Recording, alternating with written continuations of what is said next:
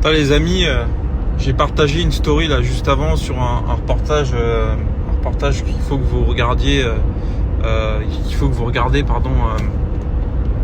les passionnés de musique et ceux qui aiment comprendre un peu l'histoire, notamment du rap français, puisque beaucoup de gens d'entre vous écoutent du rap peut-être plus actuel, mais dites-vous que ça a été influencé en grande partie par des artistes comme DJ Mehdi. Moi, je me rappelle quand il est mort, ce gars, j'étais j'étais en terminale.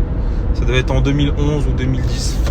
Bon, la date, elle doit être dans le reportage. Je dis ça de tête, mais je me rappellerai toujours quand j'ai appris qu'il était mort. Je crois qu'il est tombé d'un balcon, une connerie comme ça. Et ce gars-là, moi, j'écoutais DJ Mehdi bien avant qu'il soit mort, parce que ce gars-là, moi, je le considérais à l'époque comme un artiste électro, même si c'est bien plus que ça. DJ Mehdi, c'est le mec qui a produit, pour vous donner une idée, pas tous, mais beaucoup de sons du 113.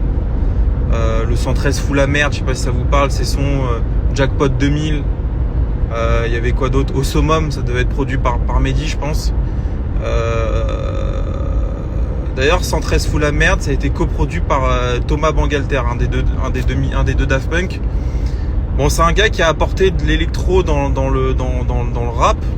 À la base, c'est de la musique, urbaine. Ça, il n'y a pas d'électro. Hein. L'électro, je vous rappelle, c'est des mouvements des États-Unis, hein, qui vient Détroit, Chicago, etc. Ça n'a rien à voir avec le rap. Et pourtant, Mehdi, ça fait partie des artistes qui a amené ce mouvement électro un peu dans le rap.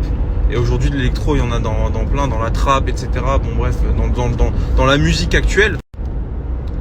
Tous les gens qui écoutent Jul, etc. Bon, on écoute tous un peu du Jul, etc. C'est très électronique, c'est fait par des ordinateurs, etc. Bah, ça, DJ Mehdi, c'est lui qui a influencé tout le mouvement actuel, tu vois. Donc c'est une légende, ce mec. Et puis moi j'ai un regret, c'est de jamais l'avoir vu. Il faisait un peu de tout. C'était un producteur, un DJ. Il y a un son hyper connu de lui. D'ailleurs, je vous invite à regarder une vidéo si vous aimez la musique électronique. Où on voit Thomas Bangalter à l'époque des Daft Punk, où ils étaient dans le délire où ils montraient pas leur visage. Il y avait très très peu de photos d'eux en fait. Aujourd'hui, Thomas Bangalter, il est dans les défilés de mode, tout le monde voit à quoi il ressemble.